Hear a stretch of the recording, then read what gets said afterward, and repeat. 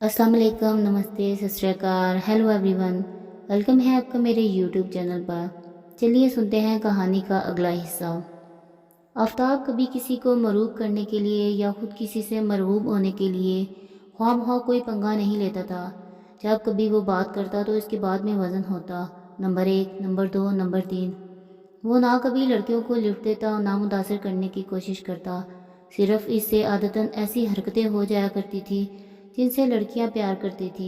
अगर मॉडर्न लड़कियां भूख की नुमाइश करके अंदर की भूख का सबूत देती थी तो आफ़ताब के पास हमेशा इतने पैसे रहते थे जिससे वो ज़हरी भूख को शांत कर देता। और कुछ इस लापरवाही से कि लड़की समझ जाती, ऐसे ही बग़ैर मशकूर किए, बग़ैर शर्मिंदा किए, खामोशी और रज़ा से वो इसकी दूसरी इश्तहा मिटाने की सलाहियत रखता था। लड़कियों के टॉपिक पर वो घंटों बात कर सकता था, लेकिन सिर्फ अमजद के साथ रूममेट होने के बावजूद इसने कभी किसी लड़की को मेरे साथ मौजूए सुखन नहीं बनाया था। मुझे याद है शुरू एमए के दिन थे। मेरा ख्याल था कि आफ़ताब अपने तजाहिल आरफाना से मुझे टटोल रहे हैं। मैंने कमरे में दाखिल होते ही कहा, आज तैयबा तुम्हारे मुतल्लिक पूछ रही थी। कौन सी तैयबा? वही जिसकी नाक पर तिल है। अच्छा वो, शायद इसे तुम में दिलचस्पी पैदा हो गई है। हो सकता है, लेकिन बड़ी बेवकूफ़ी है ये, इसने जराबे उतारते हुए कहा। थोड़े वक्फे के बाद जो मिले इसमें दिलचस्पी नहीं लेनी चाहिए। ये कोई एख्तियारी बात थोड़ी ही है। मैंने कहा, हाँ, एख्तियारी बात तो नहीं है। इसका रवैया जाहिराना और नामुदफ़ाना था। बाद में बात को आगे नहीं बढ़ाना चाहता था। पूछती थी, क्या आफ़ताब के अब्बा जी दुकान है या माल पर कालीनों की? बता देना, अब्बा जी की दुकान है, आफ़ताब की नहीं। इसने अबरू सुकेड़ कर कहा। अब वो पीठ मोड़कर खड़ा हो गया। मैं बात को बढ़ाना चाहता था, लेकिन इसकी खामोशी ने मेरा मुंह बंद कर दिया। 5th ईयर में मुझे शुबा था कि वो नरगिसियत का शिकार है, लेकिन बाद में मुझ पर खुला कि गालिबन आफ़ताब को अपने आप से प्यार ही नहीं था। इससे ज़िंदा रहने की आदत थी, परिंदों की तरह, और वो समझता था कि किसी के पास कोई ख़ास माकूल वजह भी नहीं है कि वो ज़िंदा क्यों ना रहे। लेकिन अगर किसी के पास ऐसी वजह होती और वो आफ़ताब को बता देता तो यकीनन आफ़ताब अपनी ज़िंदगी ख़त्म भी कर देता। शुरू में वो सिमी के साथ सांतन नथी हुई थी और दोनों इकट्ठे रहने लगे थे तो मुझे आफ़ताब से शदीद नफ़रत होने लगी थी। बल्कि मेरी यही कोशिश रहती थी कि जो ही वो कमरे में आए मैं कमरे से बाहर निकल जाऊं। लेकिन इतना पास रहने के बावजूद इसकी सादगी थी जिसने इसे ये अंदाज़ा ही न लगाने दिया कि मेरी जज्बात क्या हैं। आफ़ताब को मैंने किसी दिन खुद आगाही में मुब्तला नहीं रखा था। अगर इसे अपनी ज़ात की समझ होती तो वो शायद मुझ तक पहुँच सकता था। आमतौर पर हमारी क्लास के लड़के लड़कियाँ इसी खुद आगाही के एहसास से कई हरकतें करते थे, लेकिन इनका उल्टा ये सीधा एक ही था, इसलिए कि वो खाते वक्त बाएं, बातें करते हुए चलते, बैठते समय, सोते हुए कभी अपनी ज़िंदगी की कड़ी में गिरफ्तार नज़र नहीं आया था। इस रोज़ जब अमजद की बात न मानी, बेद खुला कि सिमी और आफ़ताब का किस्सा दूर निकल चुका है, तो कौसर की बात पर मोहर लग गई थी। मैं प्रोफेसर सुहेल से मिलकर आ रहा था। स्टाफ रूम से बाहर ही मुझे अमजद मिल गया था। क्लास में सिर्फ अमजद से आफ़ताब की बेतकल्लुफ़ी थी। यार, ये लड़कियां बहुत मिसनी हैं, इश्क भी फुल साइज़ करती हैं और पढ़ाई में भी फुल टास्क करती हैं। तुम गाफिल ना रहना, मारेंगी सारी बदबख्तें तुम्हें। पढ़ते तुम रहोगे और ये फर्स्ट ये आएंगी बाजमात। मैंने तकल्लुफ़न पूछा, इश्क कौन कौन कर रहा है? सब कर रही हैं एक एक, लेकिन सबका इश्क घटिया दर्जे का है सिवाय सिमी के। सिमी भी? मेरा दिल धक धक करने लगा। मैं भी चोरी चोरी प्राइज़ बांड खरीद चुका था। इस वक्त मेरे कान ये सुनने के लिए बेकरार थे, मेरा इनाम निकल आया है। हम दोनों अव्वल दिन से ही एक सामने एक दूसरे के बेंच पर बैठ गए थे। मैंने बात को मजाक में उड़ाना चाहा। अच्छा, तो फिर कौन कौन इश्क कर रहा है? तैयबा और फरजाना तो काबिल एतमाद लड़कियां हैं ही नहीं। ये 2 कदम आगे चलती हैं तो 4 कदम पीछे रह जाती हैं। क्यों? इनका कसूर नहीं, इनकी फैमिली बैकग्राउंड ऐसी है। मिडिल क्लास की लड़की को बदनामी का बड़ा डर होता है। ये इश्क नहीं करती, शोहर तलाश करती हैं। और कोसर इस वक्त मेरे साथ फिट जा रही है, लेकिन मेरा ख्याल है जब सारे नोट्स फ़ोटो स्टेट करके मैं इसे दे दूंगा तो फिर जमाल की तरफ माइल हो जाएगी। बको मत। अमजद ने सिगरेट सुलगा कर कहा, अहमक आदमी, जमाल के अब्बा वाइस चांसलर हैं। कोसर बेचारी कैरियर बनाना चाहती है और इनफैक्ट इस फैक्ट को बुला सकती है कभी। वो किसी मर्द के अंगूठे तले ज़िंदगी बसर नहीं करना चाहती। मेरे लबों पर सिमी का नाम आना चाहता था, لیکن امجد ادھر ادھر کی باتوں کے چٹخارے لے رہا تھا۔ میں سیمی کا نام کیسے لیتا؟ ویسے یار یہ کوثر چوہی جیسے میرے دل کو بڑی لگی تھی پہلے پہل، اب کیا ہو گیا ہے؟ میں نے سوال کیا۔ فائدہ ان کا بختوں کے پیچھے مرنے کا، دفع ہو جائیں گی تو حد کا جواب بھی نہیں دیں گی، بچوں کو گود میں بٹھا کر تو سن مکھن کھلایا کریں گی اور ہماری باتیں اپنے شوہروں کو سنا کر ہنسایا کریں گی۔ میں نے پھر سمی کے متعلق پوچھنا چاہا لیکن چپ رہا۔ انجلینا کا فگر اچھا ہے اگر وہ کب ڈال کرنا چلے ہے نا؟ امجد نے کہا۔ شرماتی ہے، میں نے جواب دیا۔ لمبے قد کی لڑکیوں کو یہی بیماری ہوتی ہے، کب کی۔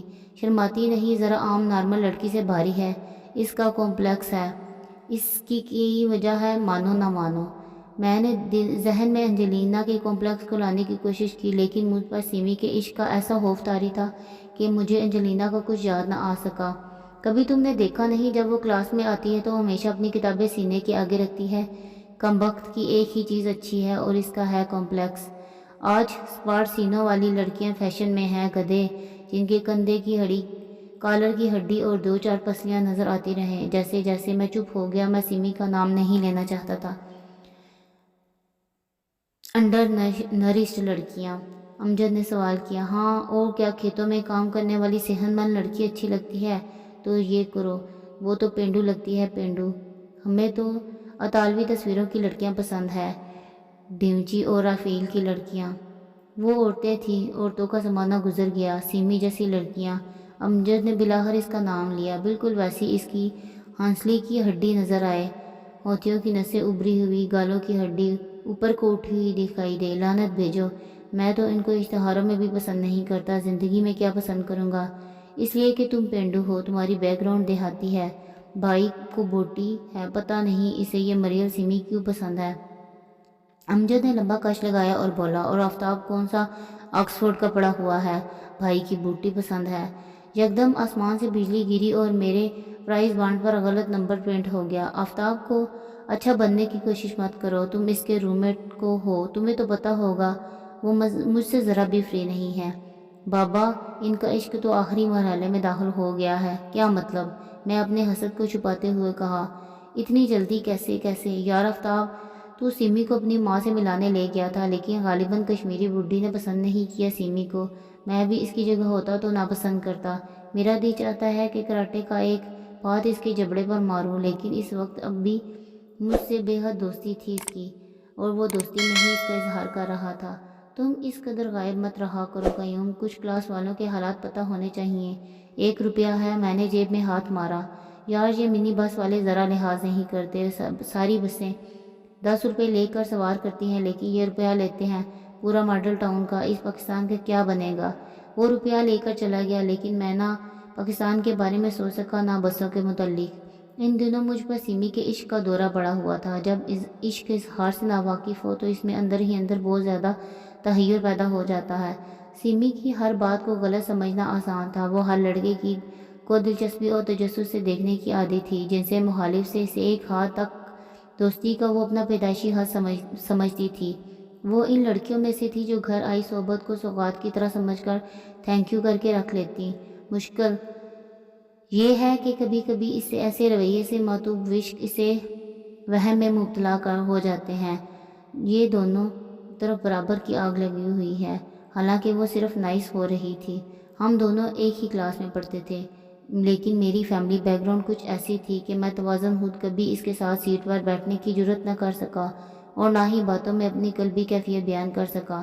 میں اپنی جماعت کا فلاسفر تھا اور بڑی دیر تک میرے پاس بیٹھی باتیں کرتی رہتی تھی، لیکن یہ تمام گفتگو علمی نظریات اور بالکل غیر ذاتی ہوتی۔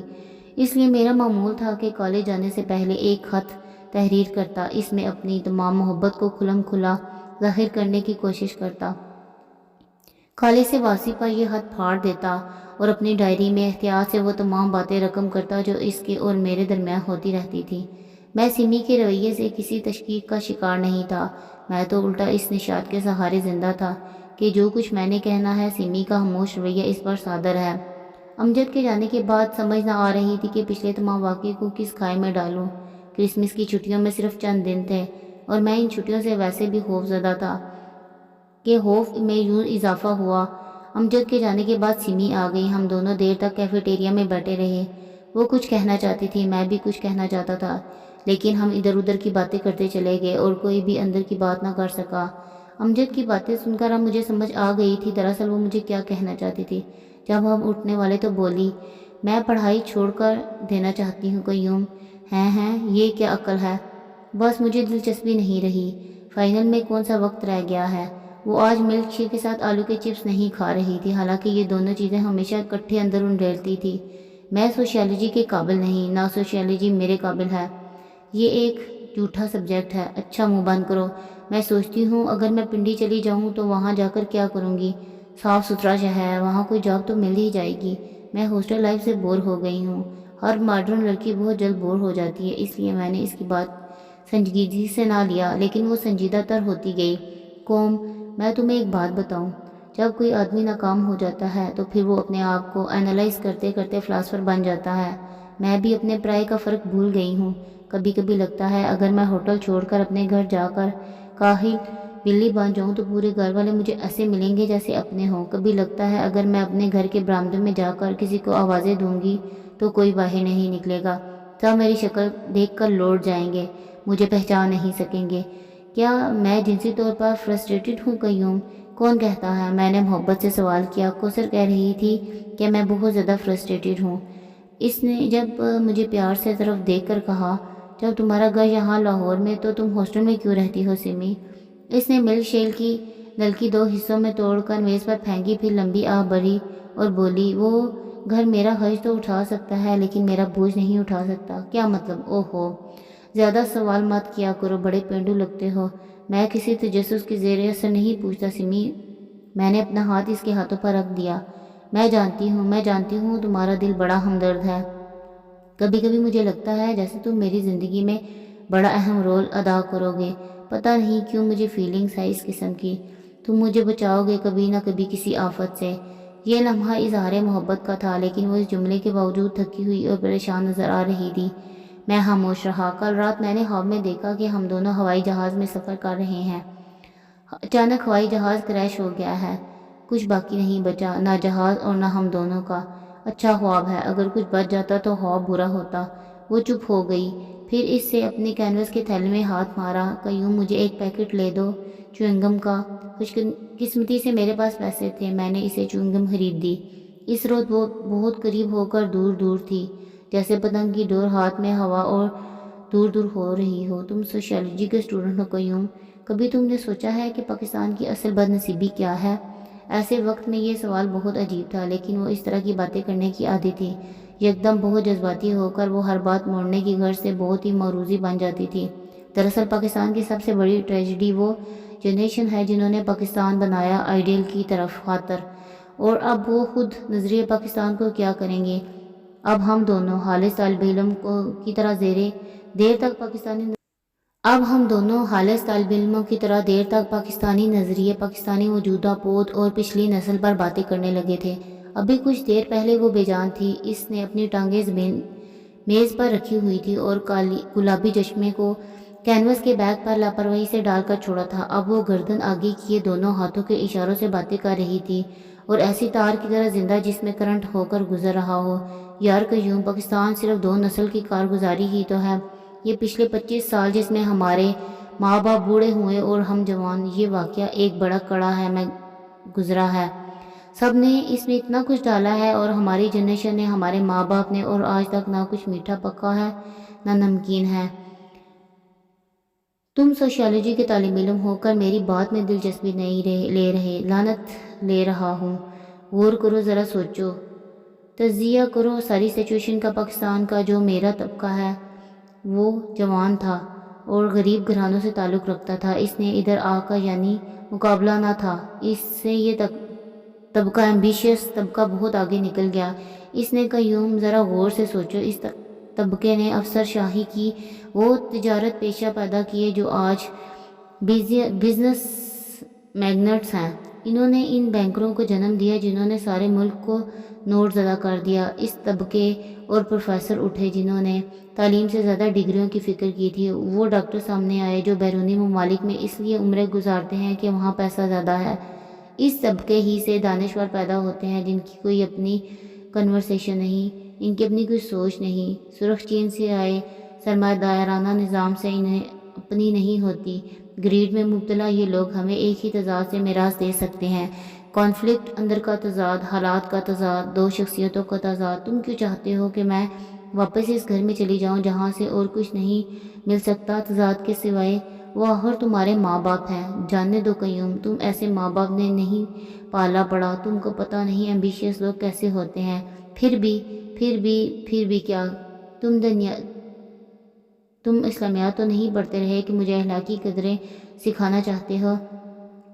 ایک دوست کی حیثیت سے یہ پاکستان بنانے والے میرے ماں باپ جب ادھر آئے پاکستان زمین پر، تو یہاں آ کر انہوں نے جفا کشی مہتی بیویاں بیاہیں، نیا ملک بسانے کے لیے، اپنے آپ کو مضبوط بنانے کے لیے۔ یہ عورتیں مردوں کو مجازی خدا سمجھتی تھیں، انہوں نے مردوں کا ساتھ دیا، غریبی دور ہوتی گئی، جیسے روشنی قریب آتی اور جگہ جا کر حد مقرر نہیں کر سکتا تھا۔ ان لوگوں کے بینک بیلنس بیرونی ممالک میں ہیں اور وہ کسی جگہ جا کر ہرس میں مبتلا لوگوں کو کمائے جاتے ہیں، ان کی بیویاں گھروں میں ہیں، یہ وش کیے جاتے ہیں۔ تمہیں پتہ نہیں، I have gone through all. 1947 والی بیویاں بوڑھی ہو گئی ہیں، شوہروں کو کسی مقام پر پہنچانے کے بعد اب وہ نکارہ ہیں، پرانے صوفے کی طرح ان کا ہر سپرنگ ڈھیلا ہے، اور مجھ جیسی لومڑیاں پھرتی ہیں شہر میں اور ان کے لیے ہر انگور کا گچھا میٹھا ہے۔ واہ، ڈرامٹک بات ہے یہ نا۔ آج تمہیں کیا ہو گیا ہے سمی؟ کوثر ٹھیک کہتی ہے، میں فرسٹریٹڈ ہوں۔ دراصل میرے ماں باپ، میں کیسے تمہیں سمجھاؤں قیوم؟ میرا باپ پاکستان بنانے والے پوت کی طرح بوڑھا ہو رہا ہے۔ اس نے اپنی بوڑھی مرد میت کے سامنے دولت، بنگلے، بینک بیلنس کی سکرین لگا کر اپنے آپ کو بہت پوٹینٹ کیا ہے۔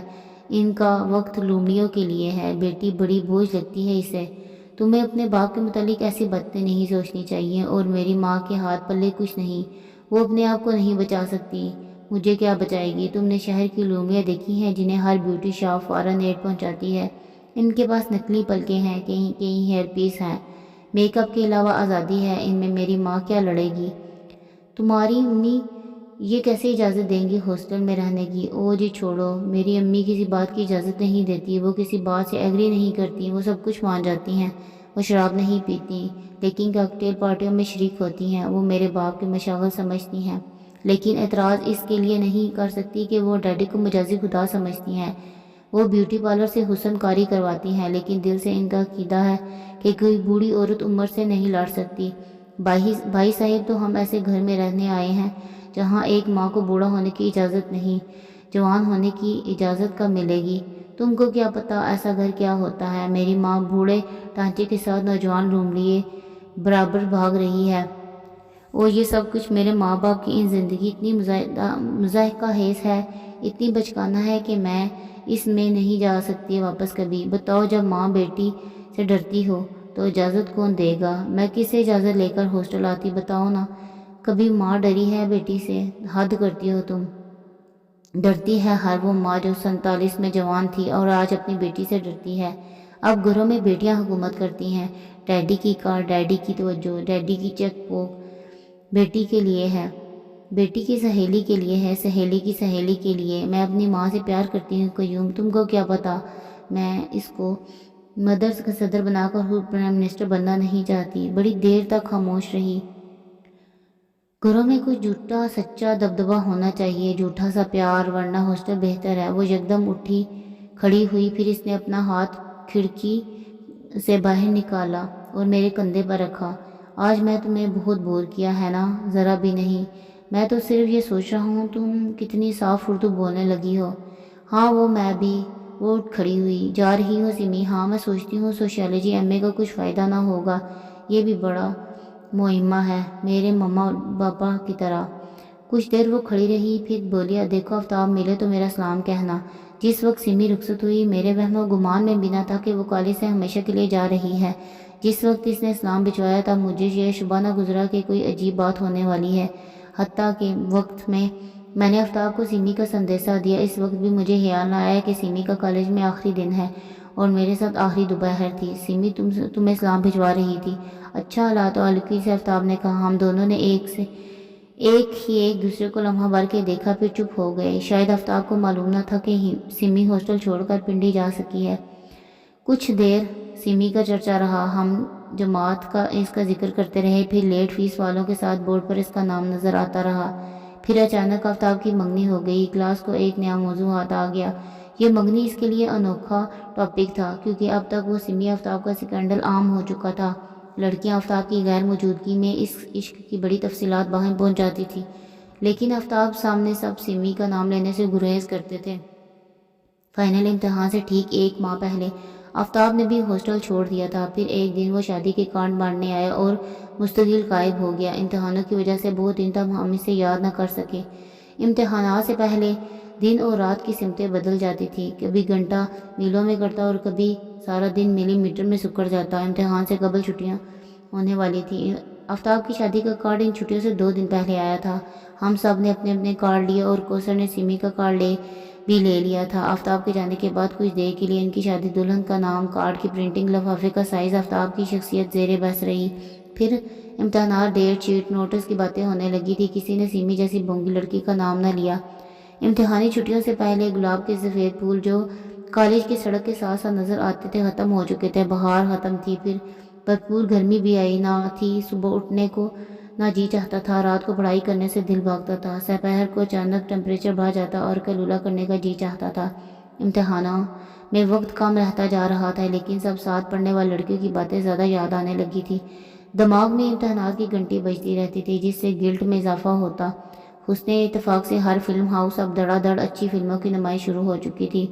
جمال، امجد اور میں ہاسٹل میں رہ گئے تھے، لڑکیاں گھروں میں مقید ہو چکی تھیں۔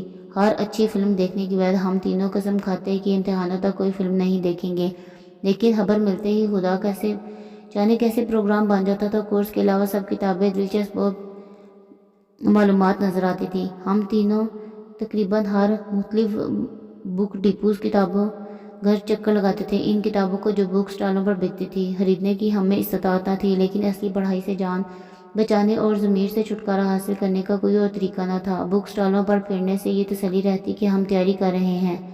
جمیل اور امجد نے تو SIS کا کارڈ بھی بنوا لیا تھا اور اپنے آپ کو جل دینے والے وہاں سے چلے جاتے تھے۔ میں انارکلی میں فٹ پاتھ پر بکنے والی پرانی کتابیں دیکھتا رہتا تھا، پھر پبلک لائبریری پر چلا جاتا تھا۔ ان مشاغل سے مجھے سمی کے متعلق سوچنے میں بڑی مدد ملتی تھی۔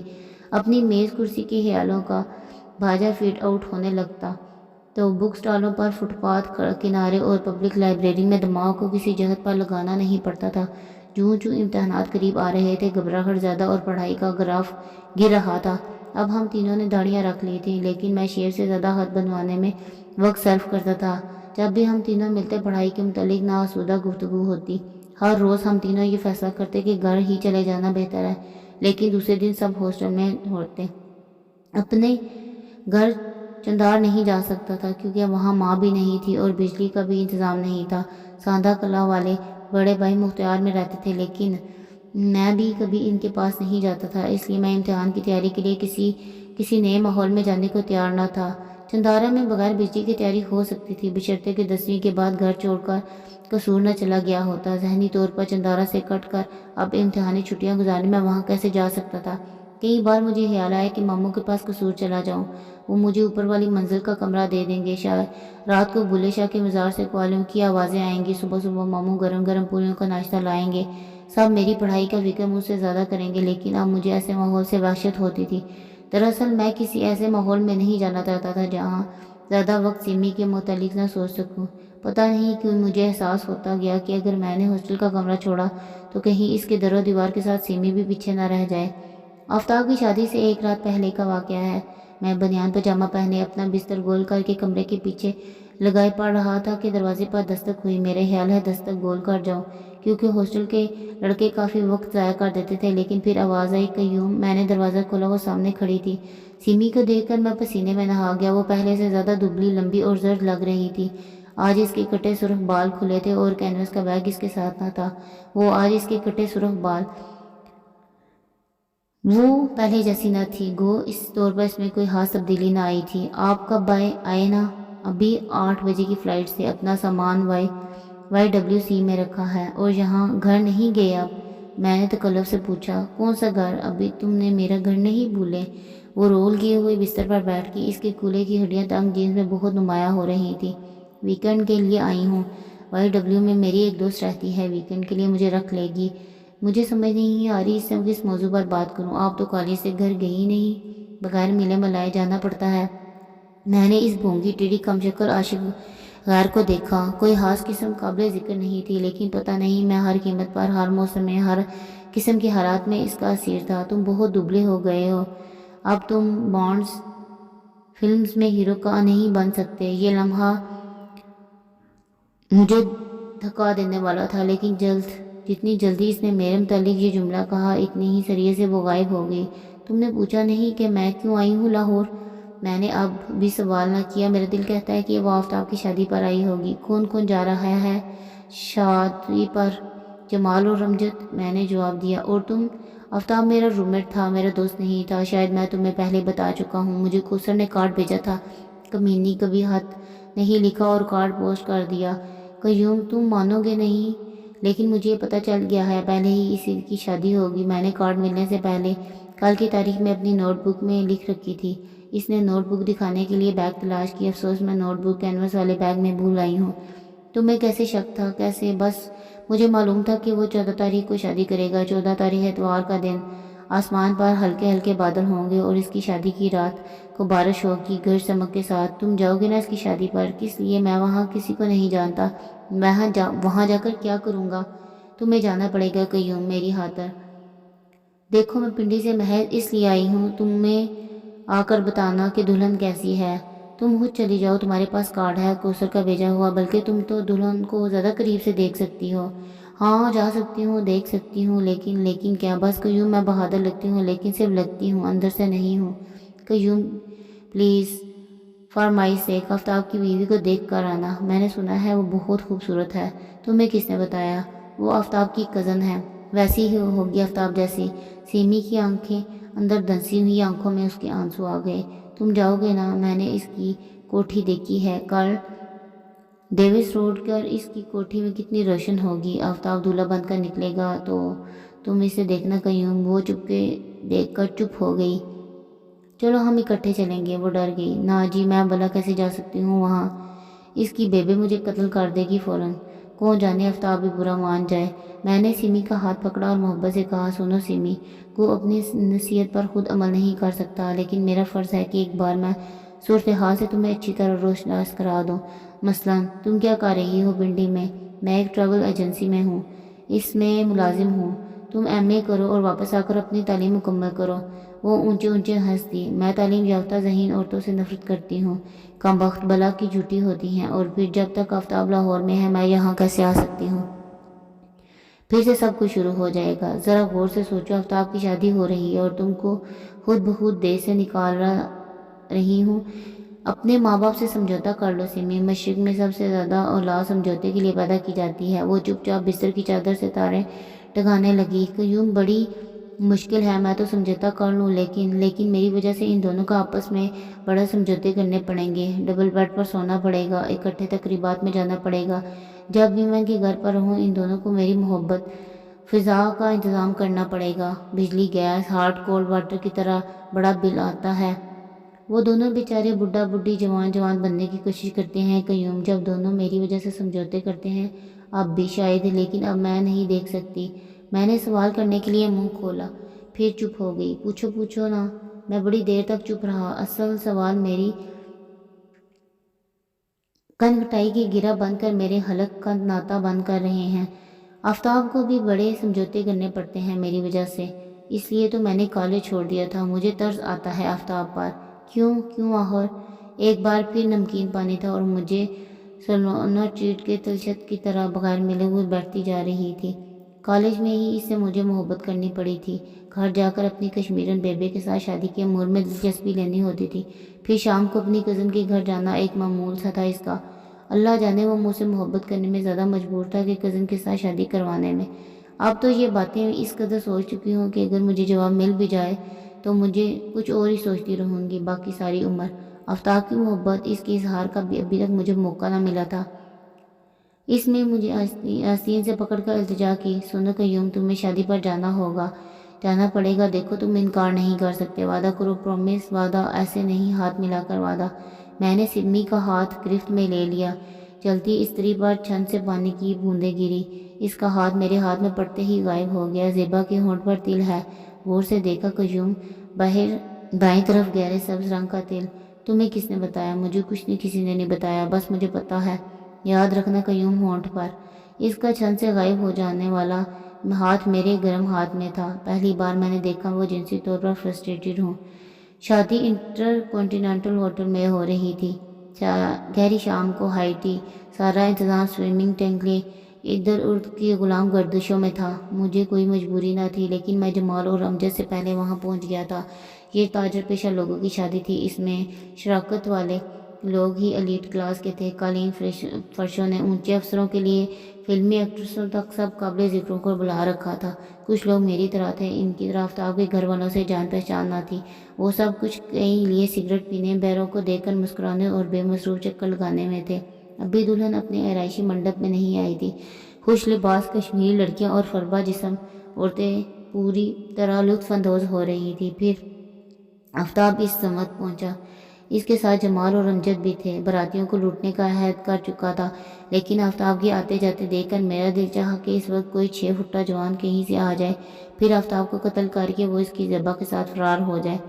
اس سندری میز پوش پر اس سجے باری باری کاسنی برتن، پیسٹری، سینڈوچ، ایشٹرے تتر بتر ہوں۔ کاریں سفید کشمیری لڑکیوں کو پنک کر کے موٹی فربا عورتوں کو بھگا کر لے جائیں۔ نیلے سوئمنگ ٹینک میں تیرنے والی امریکی اور جرمن لڑکیاں چیخیں مار کر اوپر والے کمروں کو دوڑیں، اور آفتاب کی روشنی، کموکب کی شیوانی اور تلے کی جوانی سمیت سوئمنگ پول ٹینک پر تیرتی رہیں۔ ہوٹل کا عمرہ پولیس کے آنے تک اندر چھپا رہے اور 14ویں رات کا چاند کے علاوہ اس کی لاش کو دیکھنے والا کوئی نہ ہو۔ پھر وائٹ اینڈ ڈبلیو پہنچوں اور سیمی کو بتاؤں کہ زیبا کے سابق عاشق نے آفتاب کو قتل کر دیا ہے اور دلہن کے ساتھ فرار ہو گیا۔ سیمی نڈال ہو کر میرے سینے سے آ لگے۔ پچھلے باب کا اختتام ہو اور آہستہ آہستہ دھیرے دھیرے جب سیمی دوبارہ زندہ ہو تو اس کی ہر خوشی ہر غم مجھ سے وابستہ ہو جائے۔ خواب جب اس قدر فاسد قسم کے ہوں گے تو ان کے دیکھنے والے عموماً خوش نہیں رہ سکتے، اس لیے عین وقت پر نکاح ہوا۔ تمام مہمان گو مغربی تہذیب میں سنے تھے، لیکن انہوں نے شوق سے نکاح کے چھوارے کھائے تھے۔ پھر منڈپ میں دلہا دلہن ایک ساتھ بیٹھے، پریس فوٹوگرافر کے علاوہ امجد نے بھی تصویریں کھینچی، اسلامیہ دی، سب کچھ ٹھیک ٹھاک ہوتا رہا۔ پتہ نہیں کیوں آفتاب کی شادی مجھے ٹیلی ویژن کا فلو شور لگ رہا تھا۔ مجھے شبہ تھا کہ ابھی یہ سارا سیٹ ایکٹر ایکٹریسوں سمیت اپنے سب گھر چلا جائے گا، پھر کوئی نہ کوئی شادی ہوگی، نہ ہی کوئی دعوت ہوگی۔ لیکن منڈپ میں دلہن بیٹھی تھی، نتھ کے نیچے ہونٹ پتیلے، وہ مسکراہٹیں دبانے کی کوشش کر رہی تھی، اس کے پاس آفتاب دونوں نتھوں سے ہنس رہا تھا۔ اس کی کسی حرکت تعصب، غم یا ملیاں میٹ ہونے والی کیفیت کا سراغ نہیں ملتا تھا۔ میں سیمی کو اس گنڈے آفتاب کی شکل کیسے دکھاتا؟ کاش وہ اس کے پاس کھولے رائڈر کیمرہ ہوتا تو میں آدھا گھنٹہ اس کی تصویریں بناتا، پھر شاید سیمی یقین کر لیتی جو کچھ ہونا تھا وہ ہو چکا تھا۔ میں چونکہ آفتاب کا روم میٹ تھا، اس لیے اس سے بہت بعد میں ملا۔ بحرے چائے کے برتن اٹھانے میں مصروف تھے، کچھ اہم مہمان جانا چاہتے تھے۔ آفتاب کی بھاری بھرکم ماں انہیں مسکراہٹوں کے ساتھ رخصت کر رہی تھی۔ اب ان میں بجلیاں گرانے کے لیے بالیاں اور چوڑیاں درست کیے جا رہی تھی۔ مرد بظاہر سیاست پر گفتگو کرتے ہوئے ان زہرہ جبینوں کو تحسین بھری نظروں سے خراج عقیدت دے رہے تھے۔ میں نے زیبا کے ہونٹوں کا تل دیکھ لیا تھا، اور باقی شادی میں میرے لیے اب کوئی نظر فریب بات نہ تھی۔ پھر امتحانات کا خیال بھی تھا۔ میں کسک جانے کا راستہ بھانپنے میں مشغول تھا جب آفتاب میرے پاس آ کر بیٹھ گیا۔ واقعی آفتاب میں وہ سب کچھ تھا جس کی لڑکیاں آرزو کرتی تھیں۔ لڑکی کوئی نہیں آئی؟ آفتاب نے کہا۔ پتہ نہیں وہ کس لڑکی کے بارے میں پوچھنا چاہتا تھا۔ لڑکیاں یار پڑھاکو ہوتی ہیں، وہ کیوں نہ اپنا ٹائم ویسٹ کریں گی؟ باقی سب کا کیا حال ہے؟ باقی سب خدا جانے اس کا کیا مطلب تھا؟ خوب پڑھائیاں ہو رہی ہوں گی، اس نے سوال کیا۔ کہاں ہے یار؟ پتہ نہیں، سبجیکٹ واہیات ہے، ہم لوگ بیہودہ ہیں۔ کچھ دیر خاموشی رہی۔ پتہ نہیں میں کیوں محسوس کیا آج وہ مجھ سے فری باتیں نہیں کرنا چاہتا تھا۔ سیمی آئی ہے؟ پتہ نہیں میں نے کیوں کہا کہاں؟ یکدم اس نے سارے میں نظر دوڑائی۔ یہاں نہیں آئی؟ ویسے آئی ہوگی۔ آفتاب جیسے مایوس ہو گیا۔ اچھا کب؟ کل شام۔ کچھ دن رہے گی، صرف ایک ویکنڈ۔ آفتاب کا رنگ پھیکا پڑ گیا، اس کا سارا دلہا بند خوبصورتی مسکراہٹ رخصت ہو گئی تھی۔ سیمی کا ذکر اس نے یکدم ہمیں اس قدر قریب کر دیا جیسے ہم ہمیشہ کے دوست ہوں، روم میٹ نہیں تھے۔ آفتاب کے چہرے سے لگتا تھا جیسے ہم ہمیشہ سے دوست ہیں، روم میٹ نہیں ہیں۔ آفتاب لگاتار تھا، گول گول چکروں میں، کبھی ٹون گرا کر، کبھی